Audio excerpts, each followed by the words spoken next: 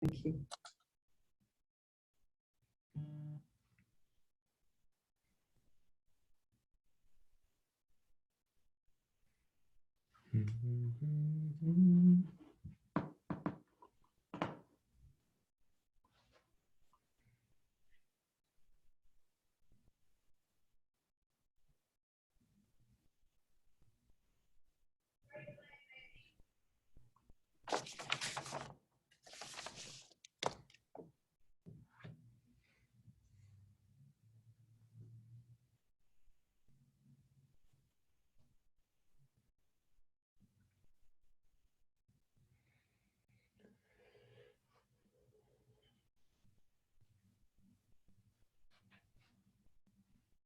Happy Earth Day, everybody.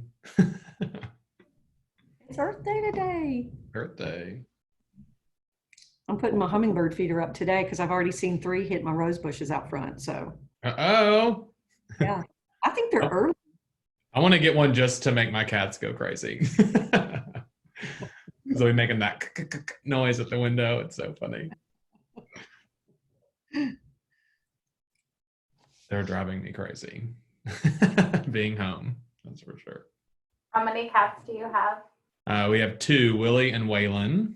Aww. And then we have Minnie, which is like a little 3.5-pound Chihuahua who's 11. Aww.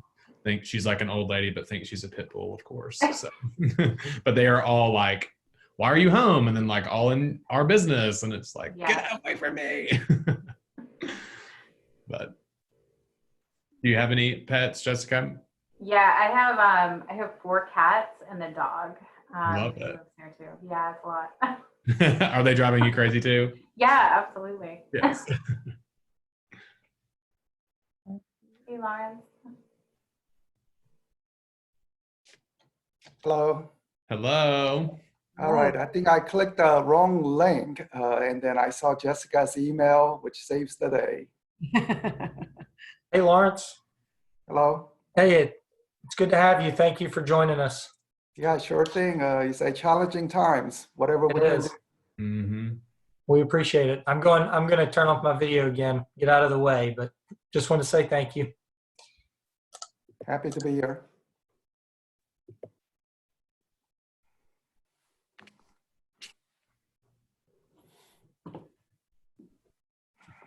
And then Lawrence, I had said that we were both going to share our screen individually as we go through, and I believe you're first up after we're introduced. Okay. So I will go on for, I would say about 20 minutes, maybe 20, 25 minutes. And then I guess Jessica, which will leave some Q&A at the end. Thank you.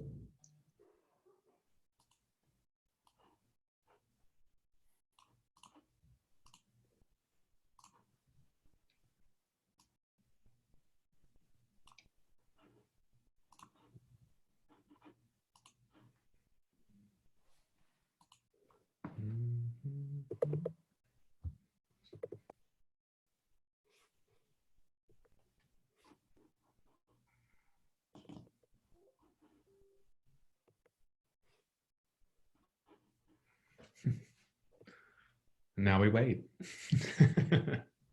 Okay, I'm back. There you are. All right. I'm going to go ahead and admit everyone into the room. Okay. So we will go and get started. So just give it a few minutes, and then I'll give you a cue.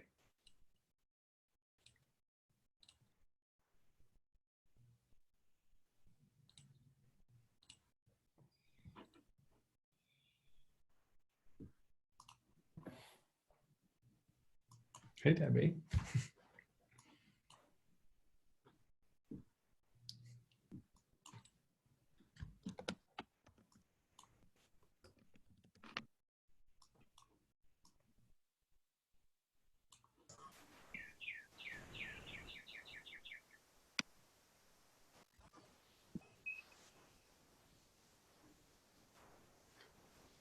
Hey, everybody, we're going to get started here shortly. So just give us a second as we get everybody in the room.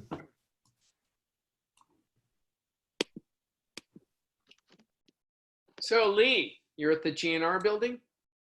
Maybe. You never know.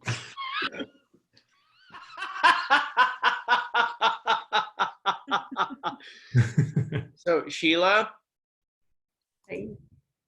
so because you reminded me of this yesterday, I went and made sure I had registered for it. So I appreciate your reminder. The only hesitation I had was I knew I had something on my calendar. It's great to see you, John.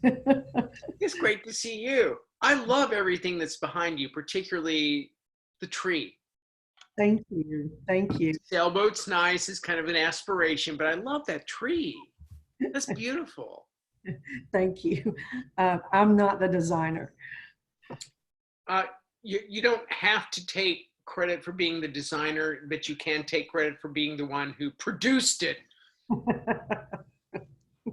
All right.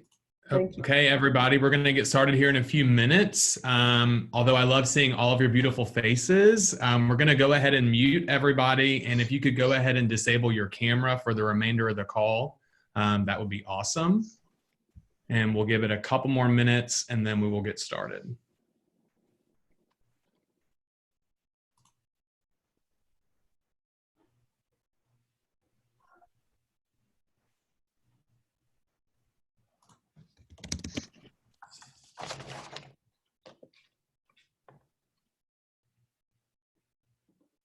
Oh, and Sheila, Yes. that art behind you is fabulous. Oh, thank you. It all speaks to your taste. Just saying. Thank you, sir. All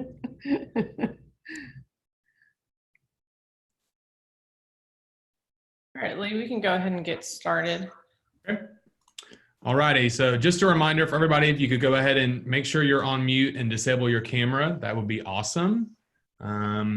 My name is Lee Fund, and I would like to welcome everybody to the Economic Landscape and Behavioral Changes of Home Buyers webinar. I am a board member here at Greater Nashville Realtors, and will be one of your hosts today, along with Sheila Tidwell. Before the presentation, I wanted to go over a few quick housekeeping items so we're all on the same page. Again, everyone will be muted and video turned off during the call. We will have time at the end for some questions, question and answer. So please send your questions in the chat box below. And this is being recorded and also broadcasted on Facebook Live. So if you have any coworkers or anyone who's not able to register for the webinar, if you could go ahead and send it to them, that'd be awesome. And let's see. We do want to give a shout out to all of our sponsors for today's events. So we have Capstar, Farmington Mortgage, David Weekly Homes, Diligent, Durham Farms, FBC Mortgage, First American Home Warranty, First Bank Mortgage, First Community Mortgage, Hummity.com, Interlink Mortgage, Local IQ, Mutual of Omaha, Property Management Connection, Providence Title, Regions Mortgage, RPR Insurance, Rudy Title, Stand Up Guys, Tennessee Title, and THDA. So thank you all for all you do for our association. I'm going to go ahead and turn it over to Sheila now. Thank you, Lee. As Lee stated, I'm Sheila Tidwell, Greater Nashville Realtors board member and one of your hosts for today. I'm very excited. And today we have NAR Chief Economist, Dr. Lautz Yoon, and Dr. Jessica Lautz, NAR VP of Demographics and Behavioral Insights. Dr. Yoon oversees and is responsible for a wide range of research activity for the association, including NAR's existing home sales statistics, affordability index, and home buyers and sellers profile report. He regularly provides on real estate market trends for 1.4 million realtors. Dr. Lautz research focuses on demographic trends for both NAR members and housing consumers and issues, such as how housing preferences shift in an ever-changing marketplace, the consistent trends of consumers for the desire to own a home, consumers search to find a real estate agent, and generational trends. Lawrence and Jessica, thank you very much for joining us today. Great. Thank you, Sheila, for the introduction, Lee for organizing. So happy to join Nashville Realtors. Both Jessica and myself, we always enjoy visiting Nashville for, either visiting for Realtor Association. I have spoken at the Vanderbilt University, their business school a few times, and as what Jessica recently did as well. So we certainly enjoy and are familiar with the Nashville region. fast growing region. The market was 2019, any large brokerages, agents would have said that, wow, Nashville on fire, real estate. Even early part of this year, January, February, compared to 1 year before, just continuing to move on. Prices quite at elevated level, but based on people moving into the region, well justified. Then the pandemic hit and the real estate hit a wall, or one can say the whole economy hit a wall. In fact, the wall was put up by the government. So it's a government imposed shutdown because we don't want to have a repeat of what happened in essentially 100 years ago with the Spanish flu, where roughly about 50 million people died during that global pandemic case. So this one at least appears to be now flattening out. So maybe the social distancing part, people being much more careful is beginning to work. I am looking forward to when hopefully within a month or two, that economy reopens. We know that it's not going to be all at once, some staggered basis, whether state by state or even within a state, certain businesses able to reopen, others may require a longer lockdown. And some industries simply will not come back to normal. Cruise ships, airline, it will take multiple years. But some small business, I mean, they're ready to go up and running 100% right off the gate as soon as the economy reopens. You know, one can say like hair salon business, dental offices, daycare center, they are ready to go because there is a strong demand for it. Even restaurant business, perhaps not sit-in, but takeout business.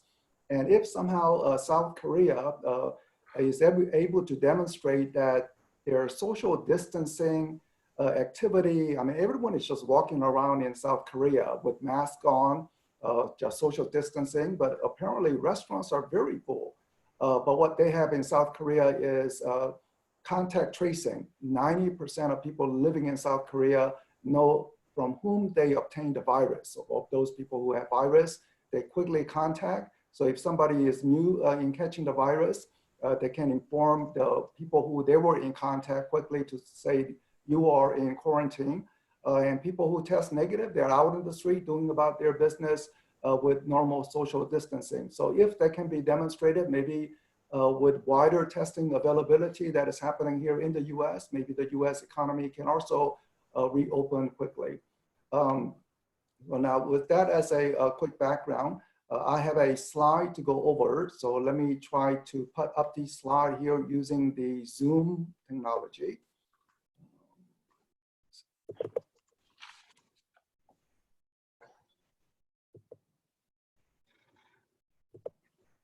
Okay, up and running. Sheila or Lee, if you can give me a thumbs up to say you are seeing it on the screen. All right, great. So economy appears to be changing week to week.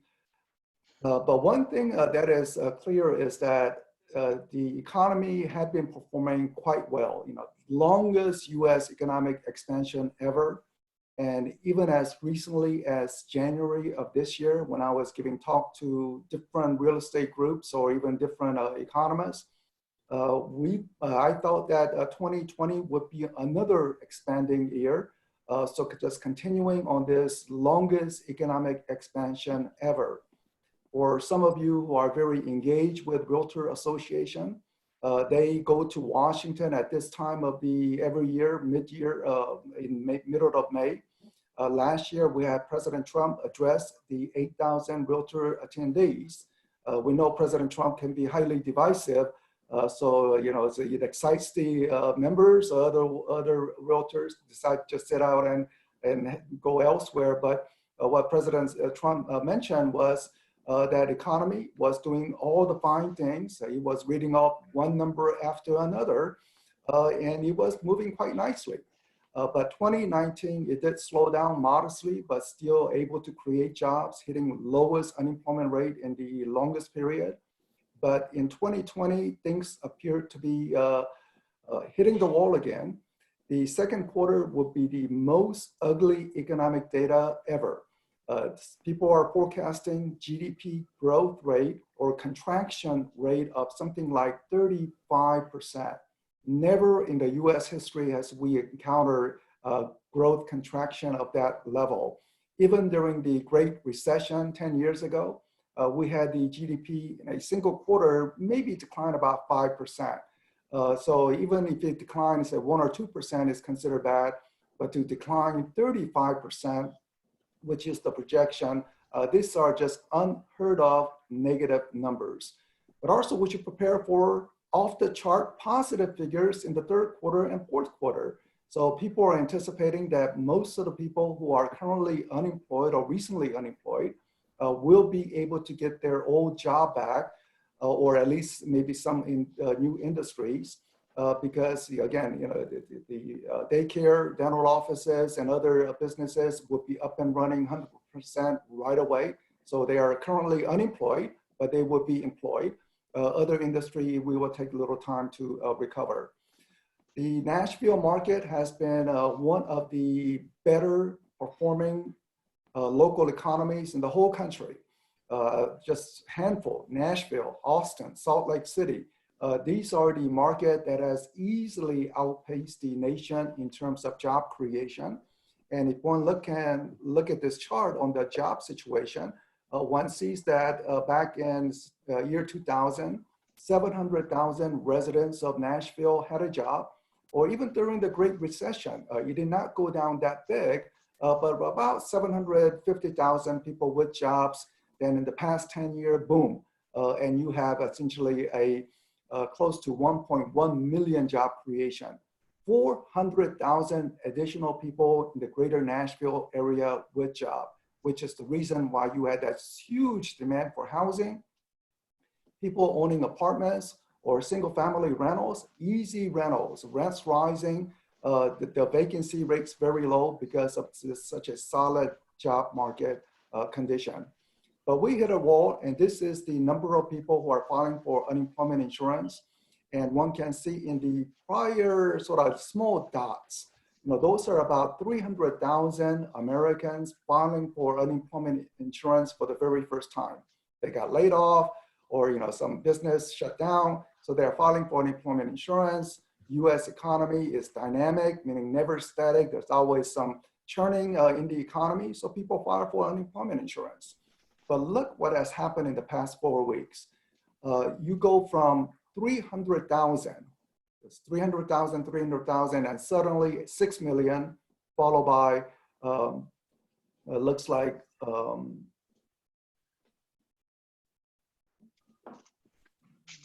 7 million, then another 7 million. So these numbers are, just keep piling up. I think 22 million in total people who are filing for unemployment insurance in the past 4 weeks. So past month, 22 million Americans who used to have job, no longer has job, and now filing for unemployment insurance. In Tennessee, you can be broken down by Tennessee. Very similar situation from the January weeks, where essentially inconsequential, and suddenly 40,000 people filing, then 100,000 in the state of Tennessee, another 100,000, another 100,000. So these are, quite a drastic change in the economic conditions. And the job situation, hopefully, let me go back to the prior chart, is that at least, people don't have job, but we do have the buffer to say people are unemployed, at least they will get some level of income support. And in fact, the stimulus measure is the largest ever. I thought 10 years ago during the Great Recession, we had quite a sizable stimulus, but today's stimulus is just far and greater than the last time around. So people who don't have job, at least they are getting some income support. And people should feel that during this temporary disruption, they should have some income support. $600 per week at the federal. Tennessee would also add on certain amount. So it's possible that someone who is getting unemployed in Tennessee may be receiving, say, $800, $900 per week. NAR lobbied really aggressively to say that realtors, self-employed, independent contractors, they were working hard. It is not their fault that their business activity is suddenly halted. And therefore, realtors would also qualify for unemployment insurance. And just in case the state computer system is not up and running to handle independent contractors, just retry and retry because the payment will be retroactive, at least from the federal government, that's $600 per week. So document so that whenever people who are impacted do get approved, that you get that retroactive payment along with the whatever weekly amount during the economic shutdown. And also small business loan, because of the speed, some people get it, other people are having a hard time getting it. It's hard to, some inequities out there, but keep trying because another funding will be available from this Thursday, according to our lobbyists. Senate already passed, House of Representatives is expected to pass, and as soon as it's passed, President will sign into a law to make more loans available for small businesses. And that loan amount, by the way, most of it could be grants, meaning that if you do certain things, one does not have to return the money that is borrowed. So massive stimulus into the place. And the housing market from the Great Recession of 10 years ago was steadily recovering. And one big difference from last time versus this, because I get questions from the reporters as well as some realtors, brokers, who are very concerned about the level of unemployment to say, are we going to have a similar housing market condition as 10 years ago when we had that foreclosure crisis? And I said, well, there are certain things we don't know, which is the path of the virus, how long the economy will remain shut down, when the economy can reopen safely. There are many unknowns, but there are also a few facts. Facts do not change. So what are those facts? The facts is that back in 2008, 2009, we had the foreclosure because we had a funny subprime mortgages that overstretched people's budget. Recent years, mortgage availability, we don't have that. So mortgages are well written going into the pandemic effect. The other part is back 10 years ago, builders went wild.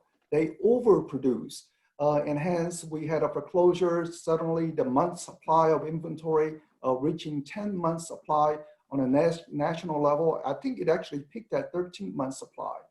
Today, we have month supply. Yesterday, we had the latest data, 3.some month supply, 3.5 month supply.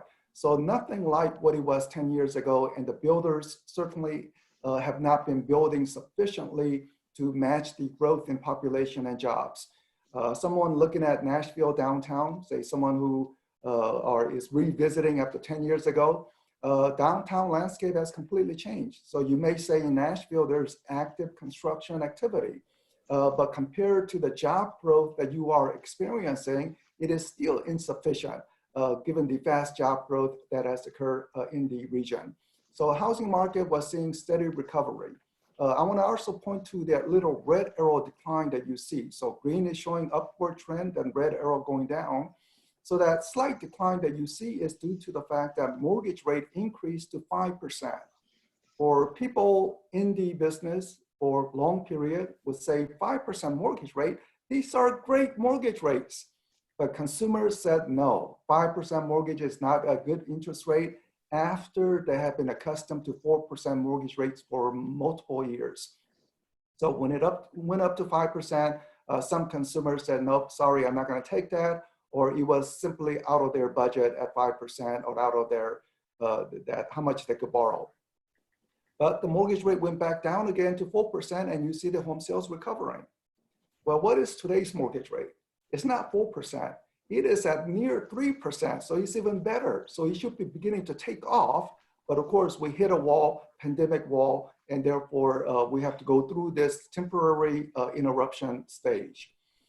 Inventory continued to remain very low. Again, you see that high inventory situation back in 08, 09. but we don't have that. And furthermore, you know about the massive stimulus. One of the stimulus measure is also mortgage forbearance, to say those people who are temporarily unemployed, they can miss out on mortgage payments for a few months. It's not a free lunch. A missed payment will be simply tacked on at the end of the life of the loan. In very few cases, it could be balloon payment once the economy reopens. But I would say for your clients who are in that situation, talk to the mortgage servicer to say, don't make it a balloon payment. Just tack on at the end of the life of the loan, because mortgage servicer will try to renegotiate, and it's not in their interest to foreclose upon the home. So at least the mortgage forbearance could possibly last up to 12 months. Hopefully we don't have that. Hopefully the economy can reopen safely fairly soon, but at least we're not gonna face that foreclosure crisis that we saw. And also we don't have the funding mortgages that is going up. So very low on the inventory front. Monetary policy is all in. Back in 08 and 09, another similarity or sort of contrast similarity is that 08, 09, the Federal Reserve eventually lowered the interest rate down to 0 on the Fed funds rate, which then impacts the mortgage rate. But it took the Federal Reserve almost 10 months to bring the interest rate down, small round of rate cuts. This time, Federal Reserve went all in all at once in mid-March. So right now is in full force in terms of accommodating monetary policy. And consequently, the interest rates are very low. Blue line is the 30-year fixed rate mortgage. The red line is the 10-year treasury. You look at this line quickly and you said, oh, they move in sync, almost synchronized. And to the degree, yes, they move in sync. There is a reason for that, which I don't have time for explanation. But one thing to note is that the last data point, this year in 2020, March, is showing that 10-year treasury is actually under 1%, which means that mortgage rate should actually be about 2.7 or 2.8%, not the 3.2% you see. So there is a possibility that mortgage rate could go down under 3% in the upcoming months. So that is a possibility. I cannot guarantee, but certainly based on the normal synchronization with 10-year treasury, that is a possibility. Now, one reason why it is not the case could be that refinance demand is just so strong that mortgage brokers, lenders are simply saying, we don't have staff. Keep this people who want to purchase home a little further away, put a little gate. So they're putting that 3.3% to essentially put up the gate given the strong refinance demand. But once refinancing demand begins to taper off, then they may begin to lower the interest rate down to say 2.8, 2.9%. So possibility, not a guarantee. But there is one mortgage segment which is not working, which is the jumbo market, or essentially non-conforming mortgages. So mortgages without government backing, meaning without Fannie or Freddie or FHA backing, it is very difficult to come by. 20% minimum down payment, very high credit score to get jumbo mortgages, which is a testament to NAR lobbying efforts. I mean, 10 years ago, we said government guarantee is important. Otherwise, mortgages may not be available during the crisis. We are in a crisis, yet the Fannie, Freddie back FHA mortgages are still available with low down payment, even though jumbo market is not available. We made this note over to the Treasury and the Federal Reserve. They are working to somehow try to fix the jumbo market. But one of the reasons for the jumbo market disruption is simply that forbearance. If people are not paying mortgages, then how is the mortgage servicer supposed to pay their mortgage investors? I mean, people who provided the funds. And also, what about paying the property tax or paying the homeowner insurance? So they still have to pay, but now the money is not coming in, and hence they want to preserve cash to say maybe the mortgages for jumbo market is not available. For Fannie and Freddie back mortgages, no problem, because they can immediately sell it to Fannie and Freddie, which is the reason why government guarantee is very important currently. I don't anticipate a price decline because we don't have home builders overproducing, we don't have subprime lending. Furthermore, we already had a housing shortage before the pandemic. During the pandemic, we have even fewer listings. Of course, we have fewer buyers, but in terms of actual listings, we have even fewer. So housing shortage continuing. But let's hypothetically say something really goes wrong and home prices do decline in Nashville and 5% or 10% price decline. And I would say that would not be a major concern because of this chart. What this chart shows is that green line shows the total real estate valuation, asset valuation of the real estate. And you see the values rising during the recent strong housing market activity. The red is the mortgage balance. So what it shows is that people are not aggressively taking out mortgages. Part of it is we don't have subprime lending. But this gap between asset and mortgage is housing equity. So even if there is a 5 or 10% price correction, hypothetically, the market can absorb without leading to great number going underwater situation. So some people will be on the margin, maybe they go underwater from 5 or 10% price decline, but most people are well situated to absorb temporary price decline. I don't think there will be price decline, but just in the worst case scenario, there is sufficient equity to absorb some of the price decline. Builders have not been building. The red line is the historical average.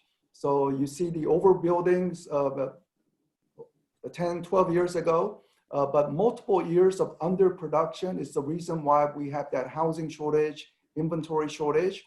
So once the economy reopens, I would say the builders need to build more to provide the sufficient inventory to the marketplace. And this is the recent data. So latest data showing that home builders did contract, not building enough after the pandemic, but home builders are showing to the regulators, look how we build homes. Look at the social distancing. We have the mask on. So they are trying to demonstrate that they can do the business without the possibility of spreading the virus. This is also critical for the realtors. In some states, it's a total lockdown. So in Pennsylvania, you cannot show a home. If you bring somebody to show a home, you could possibly get arrested because you are violating the governor's orders, strict lockdown.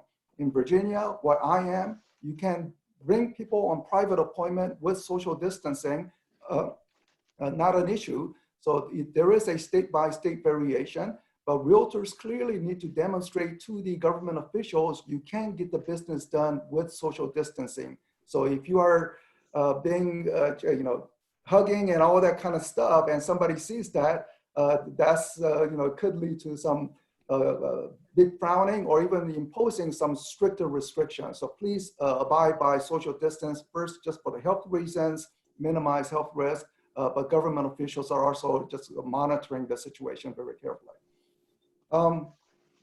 Before the pandemic, when I speak with large brokers, I often say the following: as you plan your business out for the next 5 years, you should prepare that 4 of those 5 years will be an improving year. Why? Because of this table. And what does this table show? Well, let's look at the table. It shows that in 2019, recently completed year, housing affordability is actually better. And you scratch your head and say, no way, because home prices are so high, how is it possible that it is more affordable? Well, you say incomes are higher also, so that's partly compensating, but it's really the second line. Believe it or not, back in the year 2000, average mortgage rates were 8%. Today, it is 4% or even 3%. So it is the low mortgage rate that is providing the better affordability condition. Next line, population. About 15 million more people living in the country. Households, essentially family, 19 million more families. Jobs, before the pandemic impact, 20 million more jobs. So the logic would suggest if housing is more affordable because of low mortgage rates, we have more people, more families, more people with jobs, home sales should be higher. Yet the last line is saying home sales actually came in light compared to year 2000. And this is implying there's sizable people in the pipeline who will come to the market over the next 5 years, which is the reason why I said to the large brokers, as you prepare for the business plan, 4 of the next 5 years will be an improving year. I don't say 5 out of 5 because I always want to reserve 1 year just in case something really unexpected happens. Well, I did not expect the coronavirus would be the one, but it hit the market. So if 2020 is the sort of the one down year, then 2021 and beyond, there will be even greater pent-up demand ready to hit the marketplace. So let's look at the coronavirus impact quickly. This is the survey that Jessica and her team has been working actively every week to monitor week to week, any small changes and some key data points. And on the buyer side, so left side of the graph, it shows, do you expect price decline? And the buyers are saying, no, I don't expect price decline, or at least 37% are saying no price declines. 16% are saying maybe less than 5%. And then there are some people who believe that maybe more, greater than 5%. How do I interpret the buyer side? Well, the fact that 53% believe it's going to be less than 5%, because even in a normal market, buyers never want to offer 100% of the list price. They always believe, well, if the list price is this, I think I should offer 98%, just for the negotiation purposes. So this is implying that there is, at least the buyers do not expect to pick up property at a deep discount. Maybe some already experienced the multiple bidding on the starter home, and they are saying, there's housing shortage. But it's more striking on the seller side, on the right side. On the right side, 72% of home sellers, whether they have the listing currently or plan on listing when the economy reopens in a couple of months, they are saying they will be putting it at what they think is the right price, not anything lower than what they thought was the right price. So there is no panic among home sellers. They understood there's a housing shortage. So the market logic, just economic logic, says home prices should hold steady. We don't have subprime, we don't have overbuilding, we had a housing shortage, we had even fewer listings. Unemployment is a problem, but maybe a good portion of the people who are unemployed can return to jobs once the economy reopens. But the sentiment of the buyer and seller on this chart clearly shows that even the buyers and sellers really do not expect any big price declines, meaning the prices are probably going to hold very steady. And the stimulus measure I already referenced, just verbally, but just line by line, small business loans, unemployment insurance, enhancement. In fact, for most people, this is just a replacement of partial income. So it's not a full replacement. But based on that $600 enhancement, there will be few individuals who actually will find that the unemployment insurance check is actually higher than amount that they were receiving from, say, working as a cashier at some place, because you're looking at $800 or $900 per week, adding on the state level. That is quite an enhancement. Again, massive stimulus in place. The mortgage forbearance and the quantitative easing, all to try to stimulate the economy. How is the federal government giving the money? Well, by running up a very large budget deficit, but this is for the future generation to handle. Right now, we have to assure that the economy get back on footing quickly. So there are huge budget deficit, but who is purchasing all this government debt? Federal Reserve is purchasing. And how is the Federal Reserve getting the cash to purchase government debt? They are printing money. So in other words, it's printing of the money to pay unemployment checks and other measures. And if America was any other country, it would mean potential high inflation, but America is very fortunate to have the US dollar. US dollar is something everybody wants in the time of crisis, so printing of the money will not cause inflation. But 4 or 5 years down the road, we may get a little higher than normal inflation. You can talk to your parents, what was 1970s like? And people will say, well, in the 1970s, the inflation was about 10%. So when there is an inflation, people will look towards some hedge against inflation. So some people may buy gold as a hedge.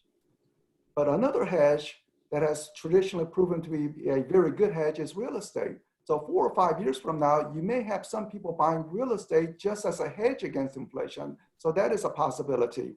But just being aware now that stimulus spending money largely is being funded through printing of the money. And NAR is also providing some right tools right now, some free coursework or discounted prices, and telemed for people without health insurance, so that you can have access to some talking people over line to see what issues you may have healthily. This is my last chart before turning over to Jessica. So my forecast is that second quarter numbers will be very ugly. Even home sales could be down 30% from 1 year before. But third and fourth quarter will make up some of those losses, but not fully.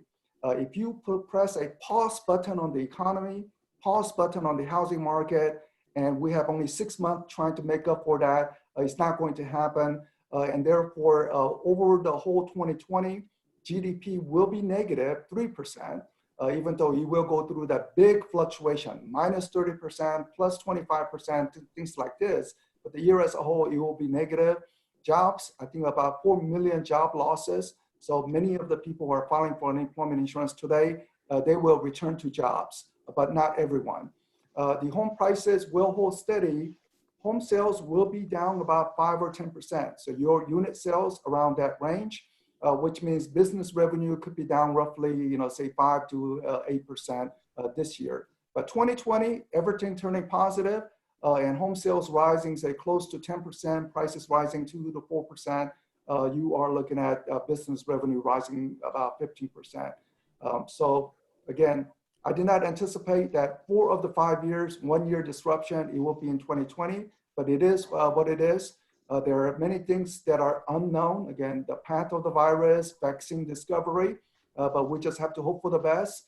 And given for this downtime, government is providing this massive stimulus, and you should tap into it, because the reason why economy is disrupted is because we are trying to contain the virus, and government knows it, and they are doing everything possible to replace those lost income.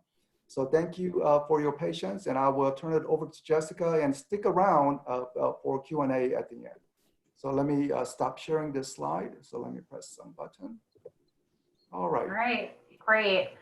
Lawrence, you had a lot of love in the chat room, and one of the things I'll just ask right now, so it's not saved for the end, people are asking if they can see your slides. Is that going to be a possibility for you to share that? So I will send it over to Nashville Association, and you are welcome to distribute however you want to distribute it. Perfect. And my slides, absolutely free to share them as well. So I think everyone can see my slides okay. Is that right? Yep. Okay, great. So thank you, Lawrence, so much for your presentation. I think it's incredibly helpful for me to hear what you have to say as well. I always learn something, so thank you. Yes, we are doing a survey on a weekly basis right now, trying to understand in a very changing environment the impact of the coronavirus. We have done it now for 7 weeks. When we first started the survey, what we started to do is just look at the impact on a nationwide basis, but then we also wanted to look in concentrated areas like Washington and California. Quickly that expanded, and even within the first week of doing the survey, we pretty much were outdated, because we saw essentially the explosion of what happened in New York and New Jersey, and we really should have been oversampling there as well. What we've seen over time is that, yes, there is a pause in buying and selling. And right now what we are hearing from members is that more than half of their clients are saying, I need to take a pause right now. And maybe that's for health and welfare, perhaps that's for just economic uncertainty right now, and I just need to stay put. That being said, I would say the very optimistic sign that we're seeing is that it is a temporary pause. There's a very small amount of buyers and sellers who are saying that I need to actually step back from this transaction permanently. We do see that there's a lot of people who do want to move forward with that. One of the things that we are seeing is that in states where people can move forward with transactions, they may be in a situation where they actually do need to. So perhaps they're going through a divorce, or they are newly married, or they have a new child and they do need to change their living situation right now, and they can't wait until there's a vaccine or until social distancing has really flattened the curve. We see that a lot of members are taking advantage of technology tools, using virtual tours, virtual listings, virtual open houses, really trying to take advantage of the tools that they can. And if a buyer is coming into a home, In person, they're using all protective measures. So wearing gloves, masks, hoodies, making sure that windows are open, even doing pre-home inspections before the home is even listed, so that if someone is seeing the home virtually, they know exactly what's the bones in the house as from a home inspector's point of view. What we did find in the last week, and I think is very interesting when we look at this data, is that, and we're actually going to see an increase tomorrow when we do release the newest data, is that among our members, 1/4 who worked with buyers in the last week who had a contract on a home actually had a client who put a contract on the home sight unseen. So they saw the home virtually. They may have seen a virtual tour, seen lots of photos, the home inspection, but they did put a contract on without them physically having to step foot in that home. And I think that's very interesting, and watching our members adapt. We know that our members have always been technology friendly, and buyers and sellers use technology throughout the home buying and selling process, but seeing how they're embracing it today at a whole new level. The other trend that we are seeing is that traditionally someone sees about a dozen homes before they put a contract on a home. Last year, we know that inventory was incredibly tight, as Lawrence showed us on that graph. But what we saw last year is they only saw 9 homes before they put a contract, but they found a home, moved forward with it. Right now, buyers who are putting contracts down only see 3 homes. And so whether that's virtual or in person, they're acting quickly. If they see a home in their price range that they're happy with and that fits their family's needs, they're moving forward with that transaction. I think that really speaks to the environment that we're in, that if you can do it and if you can find that home, you're going to take that next step and you're going to do that quickly. That being said, we are asking about delays that people could have in that transaction. I would say make sure that you have that patience as you're moving through that transaction, because there likely will be delays in that process. And perhaps that's just making sure that you're comfortable with having that appraiser come into the home and take all the precautions, making sure that the person who lives there is out of the home, etc. So just being knowledgeable that these are the things that could happen, of course, within the market that we're in currently. The other thing is that we, of course, are going to have pent-up demand. And a lot of the next slides are what we've seen and the trajectory that we've seen in past years. But I think some of this could change, and we could see some really interesting changes and dynamics right now. We've been talking a lot about how people need more space, and we're really spending a lot of time at home cocooning, forced cocooning. A lot of people are taking on home projects right now because they have time to paint that bathroom that they really hate. They have time to actually think about the space that they're in. We've already seen that 1/4 of younger millennials are actually buying in small towns in the last year. I think that we could see this go up as people want to be close to their friends and family. We have seen a great exodus from New York City, from Boston, from DC, as people move out of their apartments that have an elevator, and they're saying, I want to go back home to my family's home. If I'm going to be stuck in place for the foreseeable future, for a couple weeks, for a couple months, I want to do it in a bigger space. And so I think that we could see, as people transfer into that home ownership space, that they may actually be wanting to be buying in the outer suburbs. We have now learned that a lot of people can work from home. They may not need that commute time into the city. A lot of this is yet to be seen, but I think that people are examining the home that they're in. There was obviously the home office was something of the past, something from the 90s. No one cared about the home office. You can bring your laptop everywhere. Why do you need it? And now suddenly it's, where can I actually have a home office? Is it on top of my ironing board? A bunch of books stacked up. So I think that we could see a return of this. Second freezers, good Wi-Fi, bigger kitchen. Definitely seen a lot of friends cooking in the kitchen, making these beautiful breads. But I also think that the idea of planting and having a yard, you don't have to rely on Instacart and Amazon to refresh that constantly and try and get your vegetables. People really are returning to a way of life that is different than what we have seen. The other thing that I think is a continuation of a trend that we're likely to see is that 1 in 6 Gen Xers and 1 in 6 younger boomers did purchase a multi-generational home last year. Someplace for aging parents, for aging children, but also it provides cost savings. You can pool your funds, you can buy a bigger house, you can cut down on utility costs and grocery costs, in doing that because you have more incomes into that home. And in fact, there's mortgages that are being created so that you can have 3 adults who are income earners on that mortgage, as opposed to just limited to 2 people. And I think that this is a continuation of a trend that we could start to see as people are saying, I want to take care of my older parent who for months now I have not been able to physically see, and it's really been very hard on a lot of families emotionally.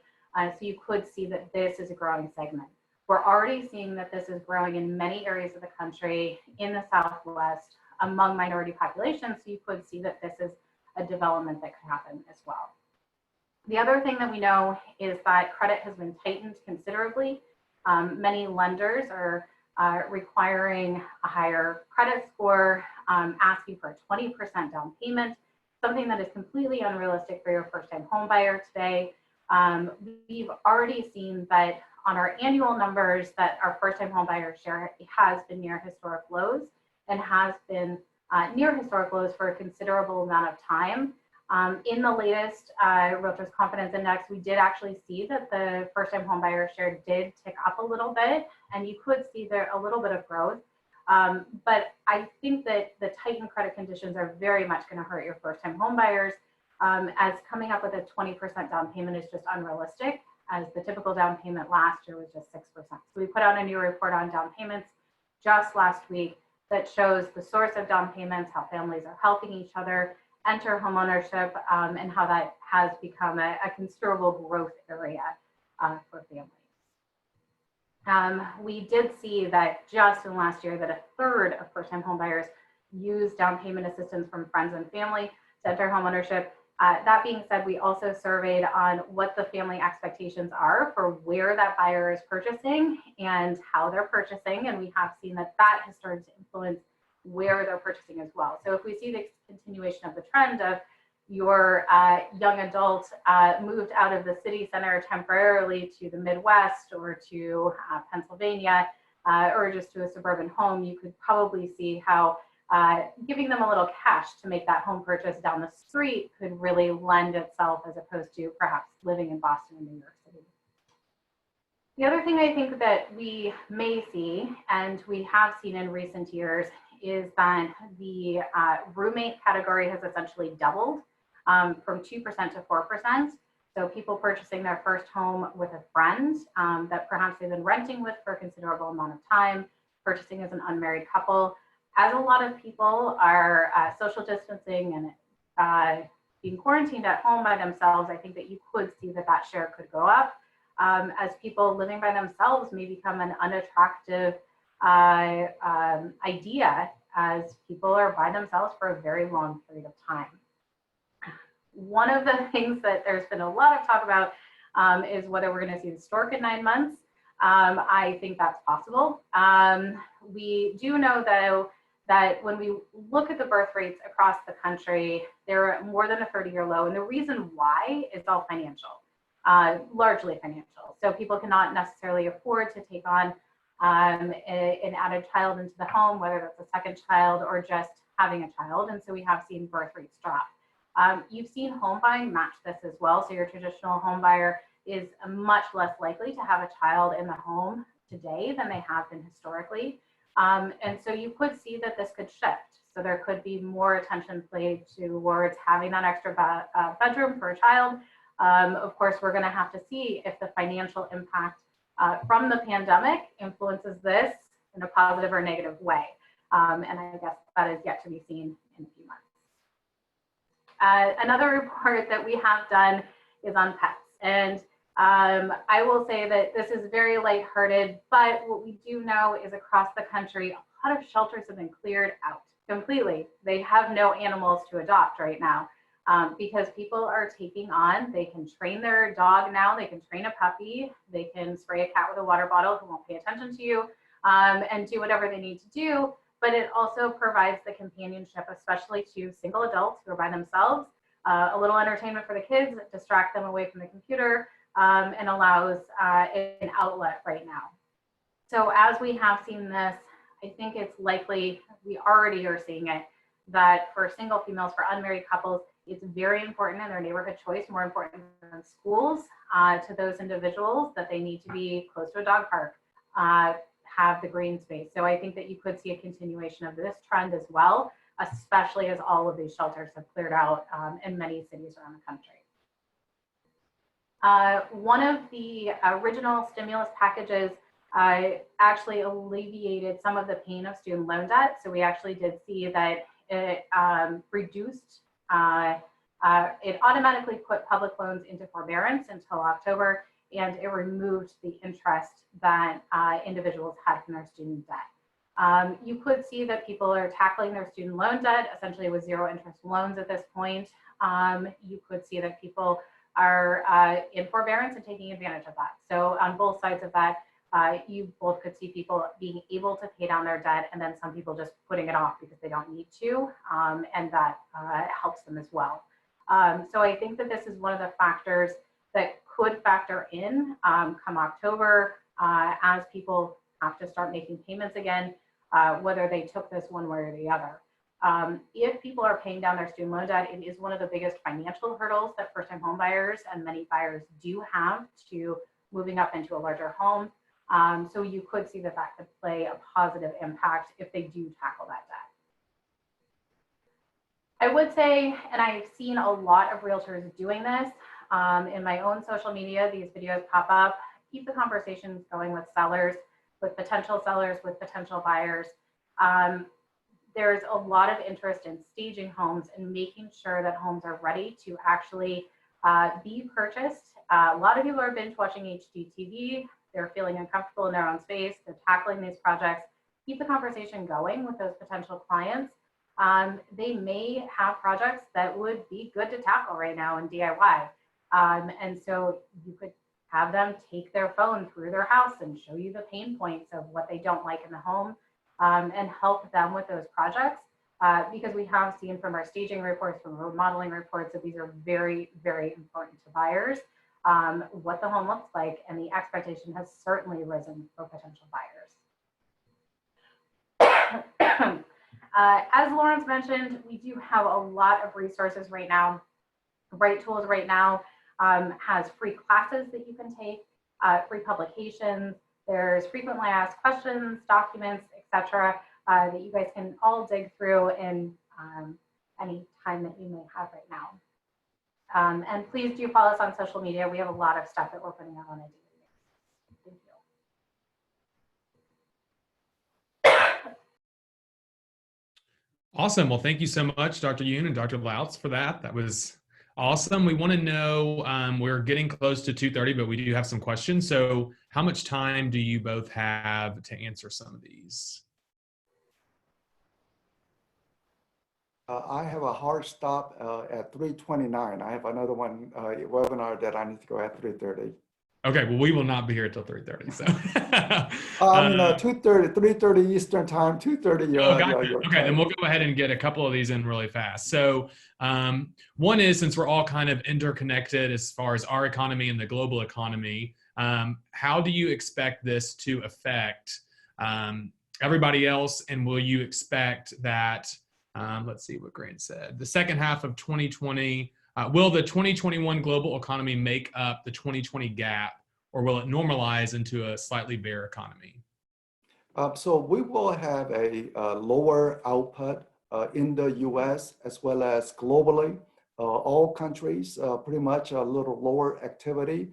So if you visualize, say, the number 100, say the US economy should have been number 100 without the pandemic. Then the next year, 103, next year, 106, using normal.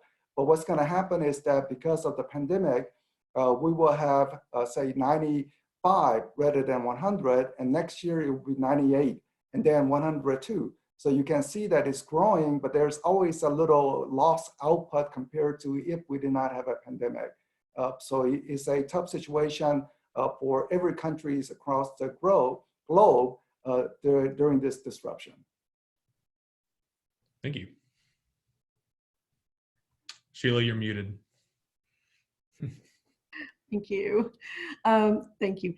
Dr. Yoon, one of the questions in the chat room was related to credit requirements and the stringent nature of it now.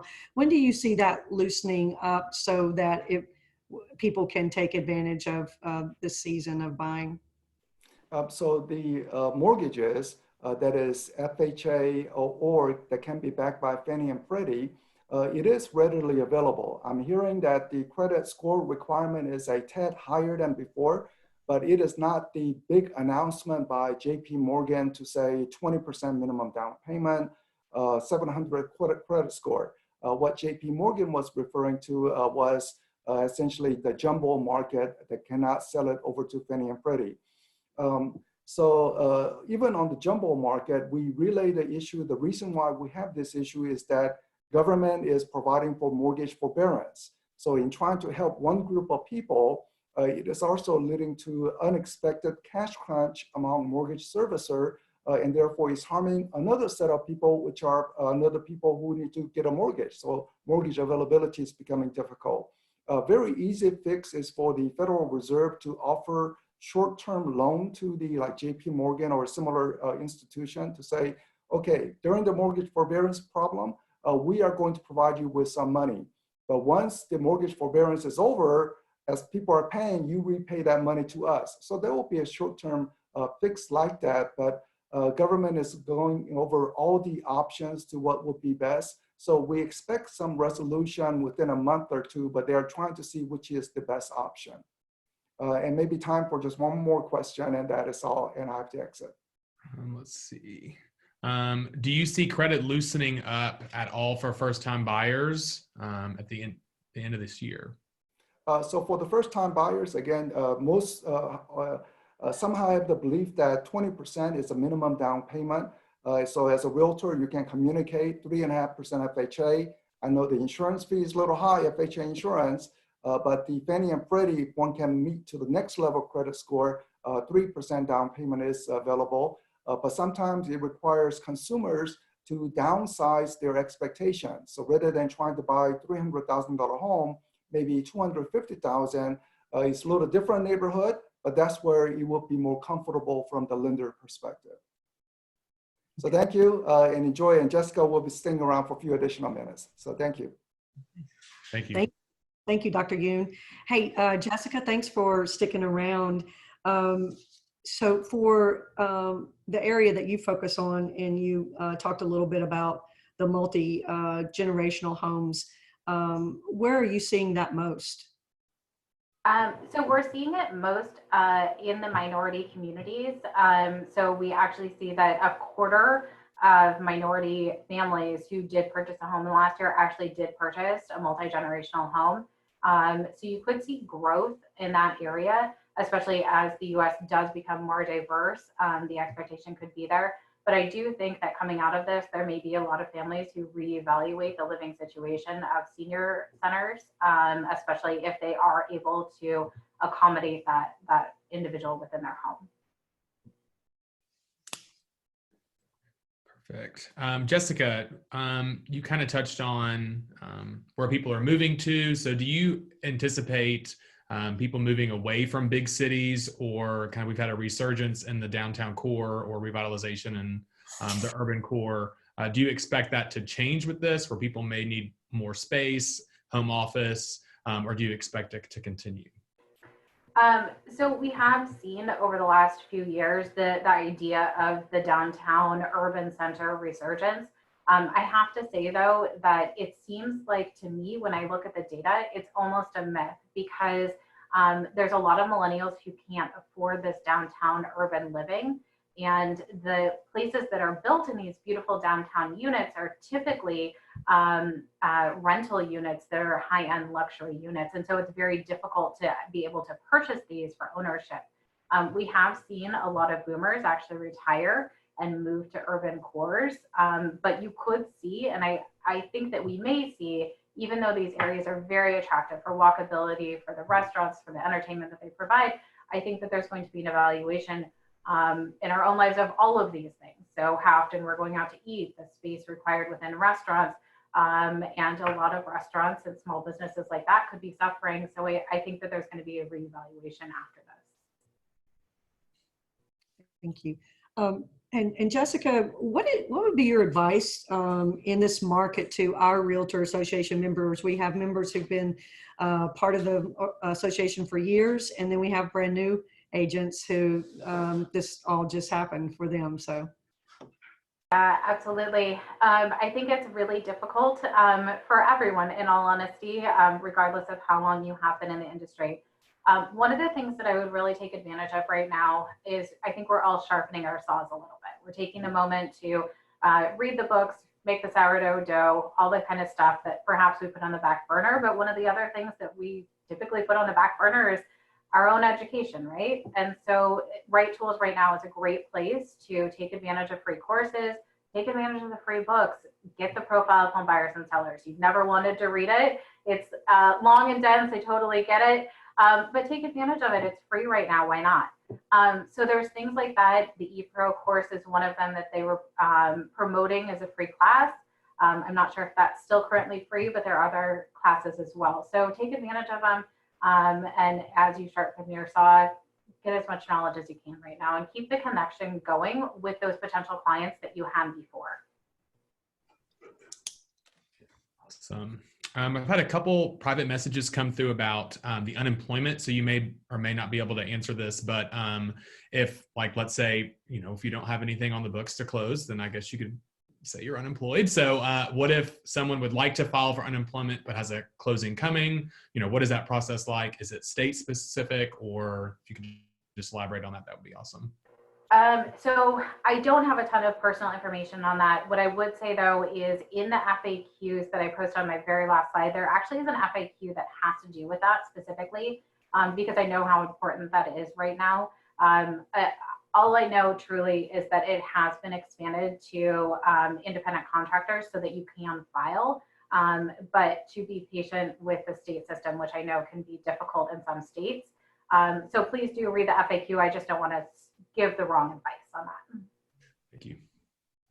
And to your point, also, Dr. Lautz, the CE is available to our association now via Zoom.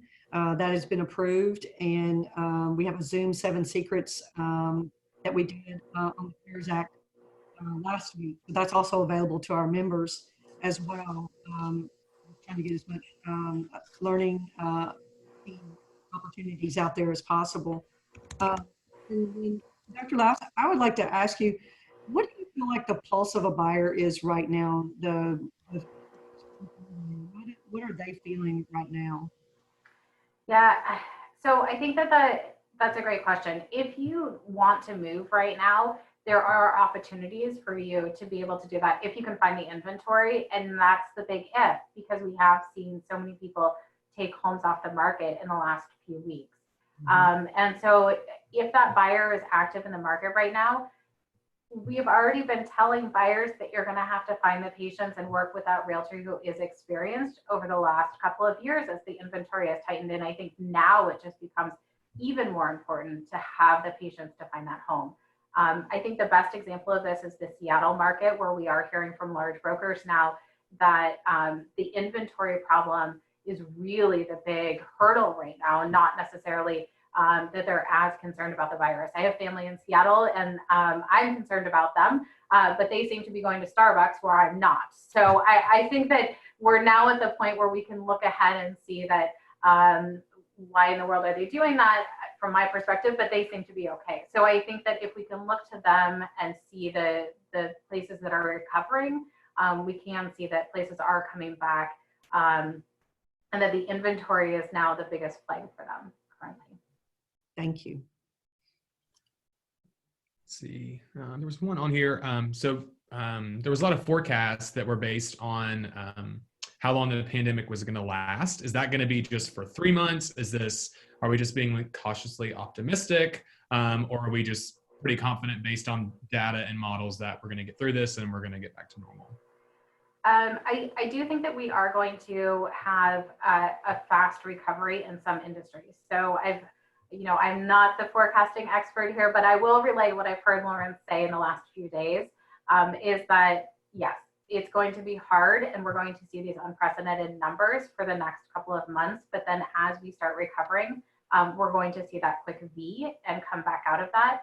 That being said, I think we're going to see this at a different pace in different states. And we're already seeing that. So we're already seeing some states have different laws. Some local areas have different laws, but then also the peak was different in different areas. So it's not going to be necessarily all at the same time across the US. The other thing is that there's some industries that will rebound faster than others. So we're not necessarily, we'll see, I think, a rebound of the restaurant industry. We'll see people rehire there. I certainly need a haircut. We're going to see salons come back. That being said, I don't necessarily know that the cruise industry is going to bounce back as fast. So I think that's where we're going to start seeing some differences.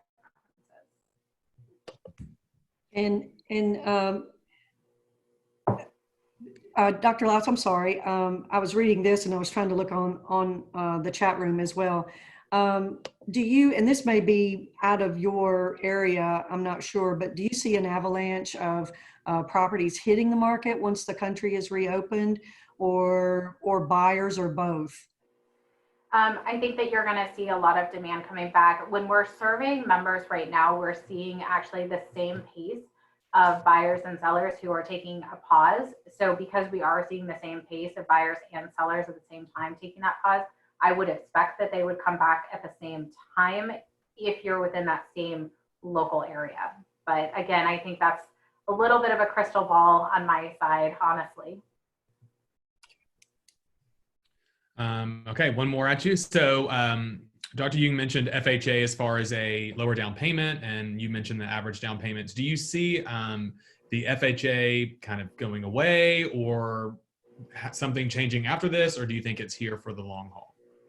I don't think it's going away, not to my knowledge. I have certainly been surprised by the news of late, but I think that that is one of the things that we are advocating strongly for, is the lower down payment for FHA. To my knowledge, that is not something that is going away. Awesome. Okay. Well, that's about all the time we have for today. I just want to thank our sponsors and our guests, Lawrence and Jessica. Thank you for joining us and taking time out to share this valuable information. We're very fortunate to have you both supporting the realtors across the country, and we're so happy you could be here with us. Thank you for your time, and thank you everybody for participating, for taking time out of your day, and for great comments and questions. Hope you have a great day. Thank you. Bye, everybody. Bye.